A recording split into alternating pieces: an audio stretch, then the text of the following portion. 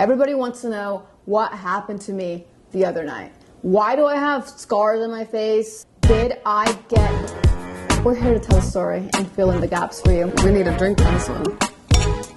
All right. You hear about people getting their drinks, getting things put in their drinks. I think I suffered a lot from that logical fallacy of, oh, it happens to other people, not to me, not to us. I know what you should do, I know what you're supposed to do, but it's just so easy to get complacent and blasé and to not be as vigilant as you should be. Yeah, it's one of those things that you don't think it's going to happen to you until it happens to you. Speaking of things that we never thought would happen, our Patreon family has grown to over 1,000 members. If you're interested in lesbian sex education, you definitely want to join our Patreon family. We have a humongous family, and Ash and I are taking this platform very seriously. We have videos that you have never seen before. And this is much better news on things that we never thought would happen. Now back to the YouTube video. I've gotten before, once in high school. But when that happened, I didn't know I got it until later I started connecting the dots. But anyways, back to our story that we're here to tell. Ash and I went out on a Saturday night because her ex-girlfriend was in town and it was her birthday. So she invited us over to Gilbert, which is in Arizona. In proper lesbian fashion, of course we went. Yes. She wanted to go to the sports bar, which is exactly what we went to. So we get there, and before we went into that specific bar, Ash and I, at least I, had 2 shots of tequila at most. And then at that sports bar, I had this friend gave me like this much beer that was left over in her beer can. So that's all the alcohol I had at that point of the night. I'm saying this so you have an idea of my alcohol blood level. Yeah, content level. And that was that. We hung out at that sports bar for maybe like 30, 40 minutes, played some darts, all that. And then we decided to walk over to a brewery. And at the brewery, I had a cheese board and didn't drink anything, but you did not eat. Yeah, I did not eat, and I ordered a tequila on the rocks, and that was pretty strong, I'm not gonna lie. That was a strong drink. At that point, I was tipsy. And we were there for probably 40 minutes. No, longer. at least an hour. Okay, at least an hour. I was tipsy. Yeah. So we were there for at least an hour, and then we decided to go back to the same bar that we were at. So it was literally walking distance. It's probably like a 2 to 3 minute walk. It's not that far. I could see it from here. If I'm standing outside, I could see the bar. Yeah, so we walk over and we just randomly start talking to this one particular man. There's just this guy outside one of the bars along the way, and he started talking to us. I can't remember exactly how it happened. We were just kind of like, he was funny and we were joking around with him a little bit, and he thought we were going into the club. And I think we told him where we were going, but I can't remember. Even if we didn't, hold on, okay. He knew where we were going, he could see. Yeah, it wasn't that far away. So we walked over. That conversation with the guy was maybe 30 seconds long. It wasn't like a whole conversation. Yeah. So we walk past this guy after we're done talking. We go to the bar, and that guy is there. He says something. He's like, "Oh, you guys stalking me?" And then that spikes up a conversation, and I get him to buy me and Mac a drink. He offered me a shot as well, but I was in DD, and so I was like, "Nope, I'm not drinking." Thank God. So he got you and Mac both the shot. You got tequila, she got whiskey, so it was pretty clear whose drink was whose. And when we got there, it was him and his friend, and they both had been like flirting with Lexa. Like, it was obvious that they were both interested in her. I don't know how old the first guy was, but his friend was definitely in his 40s at least. Like, let's say late 30s, early 40s. I don't know. I don't remember him that well. He's 40s. When I started talking to the second guy, I had already had that shot that the other guy bought me. Yeah. So, and they were together the whole time, so I don't know who coordinated that. So, just a rerun, at this point, I've had maybe 2 shots of tequila, a little bit, 2 sips of beer, another shot of tequila, and I just had another shot of tequila. Yeah. And this has been in a span of like 2 hours. 2.5 hours, okay? And I could tell you were tipsy for sure, but not like out of your mind or anything. You basically, after you took the shot, we kind of got split because we were right by the bar, so people kept coming like in between us to get in line to order. And so you started talking to that to that other guy, the like older guy, and I was talking to the funny guy, and I think Mac and like one of her friends was over talking with us too, but it was just you talking to the other guy. And I remember I kept looking over at you guys. I just like, I don't know, I guess now looking back I can realize it was kind of a weird vibe because I just felt like I had to keep looking over at you and making sure that you were okay. And it's funny because the guy I was talking to even noticed that, and he was like, oh, like, he's like, oh, you keep on, gotta make sure she's still, or like, you checking up on your girl, and I was like, yeah, gotta make sure she's not getting or anything. And he was just like, oh yeah, like she's fine, she's with my guy, with my boy, like that guy is really cool or something like that. And I was just like, okay, well, I'm just checking up on her. Yeah.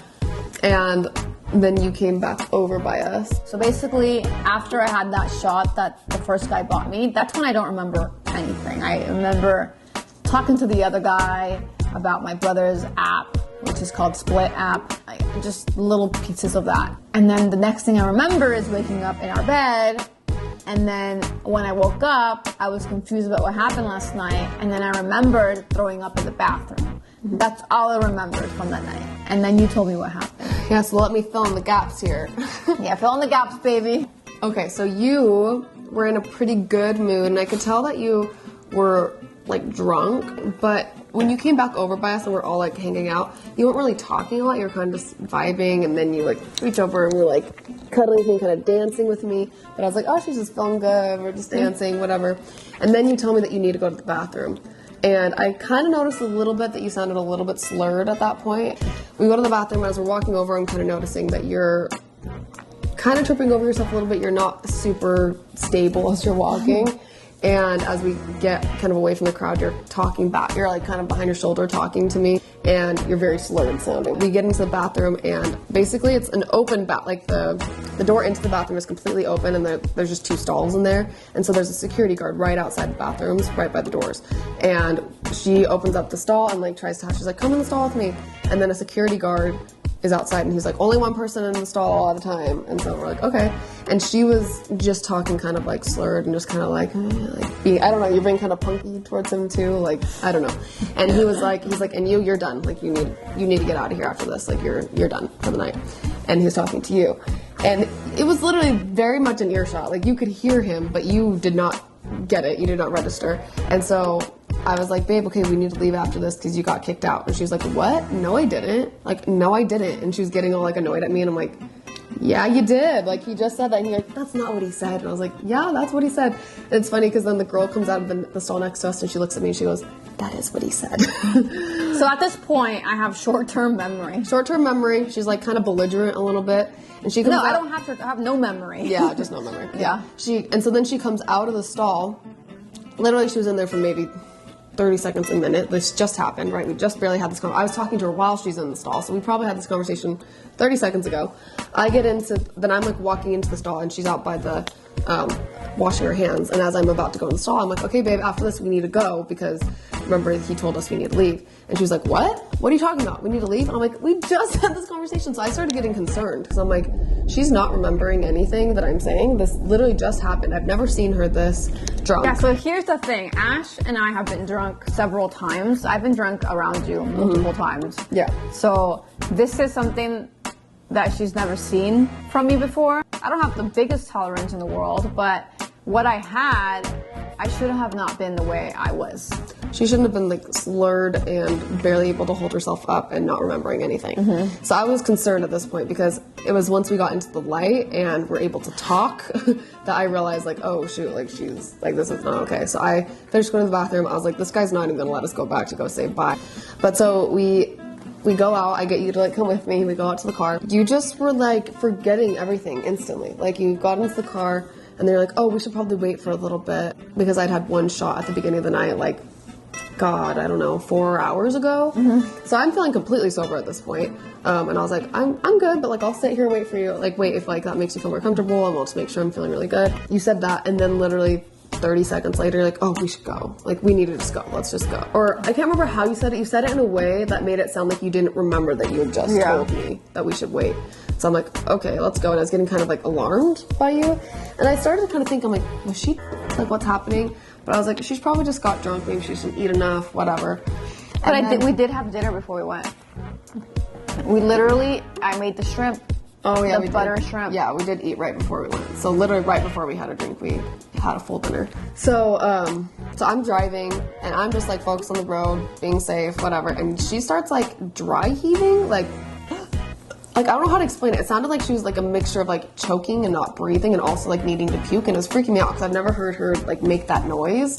And she kept doing it, and then she just like, I'm so nauseous. And it was just this combination of things I've never seen from her, like while she's drunk. Like it just was freaking me out while I was driving, and we were 15 minutes away from home, and I was just like, oh my gosh, freaking out. And then I started like worrying. I'm like, I think she got because she should not be feeling this, like being like this. She couldn't even like hold her head up. She was like down like this, or back like this. Like she didn't know how to like hold her head up. This is where I got really concerned. Or you're like, I feel so nauseous. I'm like, do you need water? And you're like, yeah. And so I give you the water. We have a water bottle. And I'm like, do you need help? And you didn't say anything. You just like took it from me and like had it in your hand. And so now I just was focusing on driving. So it was hard for me to like help give you water while I was in the middle of driving on the freeway. So I gave you the water. And then I like turned back around and you just spilled it all over yourself. And you're just sitting there with like water all over you. And I'm like, like she doesn't know what she's doing. She like has no hand coordination or anything. Like she can't do anything. And then she kept on making those like gagging noises, like it sounded like halfway like she was like choking, couldn't breathe. It was freaking me out. I was freaked out. And so then we get home and I go and open her door for her when we get out, and she's just like this.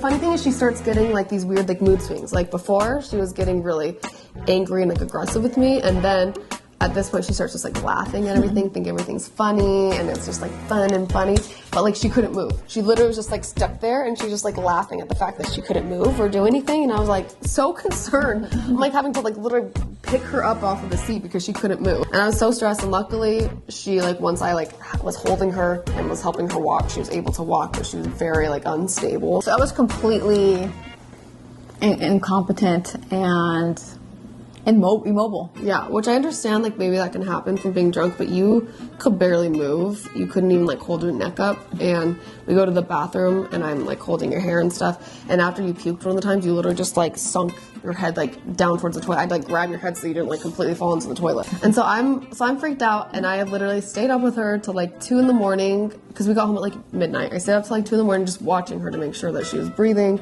I was so afraid. My biggest fear was that she was going to fall asleep and choke on her own puke and then die. You know, I was like freaked out by that. So luckily she puked enough, and then she like went and laid on her side. So I kept on watching her, making sure she was on her side. I kept on going over like this, making sure she was breathing. She seems like she's asleep. I keep on checking. She's still alive. She's on her side. So if she pukes, it'll go down instead of like choke her. So I finally like went to bed. Babe, I'm sorry. Okay. But I was very sure. I was like, I swear she was, because I've never seen her like this. And so I called Mac and was freaking out. I was like telling her about it, and Mac was freaking out. And I was like, I'm just making sure that you guys are all good. She might have been though, because she did say she got really drunk and didn't remember a lot of the night. So who really knows? She did drink a lot more than I did. She did, yeah. It was her birthday, so she was, letting loose. Oh, and then, get this, she'd gotten that guy's number. And so she had his number. And I saw, like, while you're, like, lying dead on the bed, I see text from him. And I was so pissed. I was like, oh, what are you saying? And so I look at the text, and first of all, he'd sent her, like earlier that night, he'd been like, you're so beautiful, like, physically and spiritually. And I was just, first of all, just the way he was saying that, like, grossed me out. I'm like, just seeing him too, I just like didn't trust him. He just seemed like bad vibes. She was like, oh, what about next week? She said, oh, what about next week? And he said, what about right now? And then she didn't reply. And then he was like, oh, I saw that you guys left. Like, are you okay? How are you and your girlfriend? Like, what's you and your girlfriend's status? Like, if you need, I have a house with 2 extra bedrooms and in Gilbert, really close, if you guys need a safe place to land. And I was like, ew. Like, he literally is trying to get us to spend the night at his house after he just you. That's just, I'm sorry, that's sketchy. That's all adding up that you did this, and we're hoping that she would be too drunk, and hopefully, probably would have preferred if I'd also gotten drunk, then he could have gotten both of us there. Yeah, anyway, it was a fun night for me. Yeah, that was crazy. Mostly for you, because I don't remember any of that. I wasn't even there. I remember it all, clearly. All right, so then how did we get these, though? So, it's funny. Actually, it's very not funny. When I woke up and I was confused about what had happened, I literally woke Ash up and I was like, what happened last night? At like 7 in the morning. Ash was telling me what happened. It's still dark in our room. we're half asleep talking, and then a cat just lands on our face and then immediately hops off. Like jumps on both of us. Like I don't know what it was. It seemed almost like one of them was like scared and just they put like their full force onto both of us. It almost seemed like someone pushed the cat onto our faces, but there was nobody there. I don't know. So then our faces are scratched up. Thankfully, it didn't get my eyeball. Yeah. Luckily, I don't know if you can tell, mine is a little bit deeper, and so they kind of like landed full force on me and then jumped on her. So thank God it wasn't more hard on your eye. Ash's cut was definitely the deepest. Mine was the less deepest, but I thought I needed stitches at first. When I was looking at it, it was like gaping open, and I just was like, what the hell just happened? Like you just got last night. I just had this terrible night, like freaking out that like you were okay, like are you gonna be all right? Then we wake up, I'm telling you about this half asleep, and all of a sudden like we're bleeding, like our cat, like what just happened? There was blood in the pillow. On our pillows, like I did not feel good. She was super nauseous when she woke up, and so then I like got up, like found some, I don't even know what I got. She took care of me. Yeah, I found some like alcohol swabs, cleaned them off, and then put band-aids on it so we could go back to bed. It was horrible. It's crazy. It was horrible. Yeah, and she felt terrible the whole day. And then it was Christmas. Luckily by Christmas you were feeling a little better. You still were kind of nauseous. Yeah. Your neck still hurt a little bit, but yeah. So, moral of the story, fam. Watch out who you get your alcohol drinks from. yeah, I even had the thought, like when they were getting shots for them, I was like, oh, I should watch the bartender give them the shots to make sure it's all good, that they don't us or anything. I always think that, but I just didn't do it for some reason. I got like distracted or something. But you can't trust anybody, that's what I'm saying. Don't trust anybody. Watch your drinks. And don't forget to like and subscribe to our channel. I'm being serious though. Watch your drinks. No, seriously. And let's end this with a toast. All right. And I love this woman right here. Thank I you. love you. Cheers. Cheers to me being the DD that night and not taking a shot from them.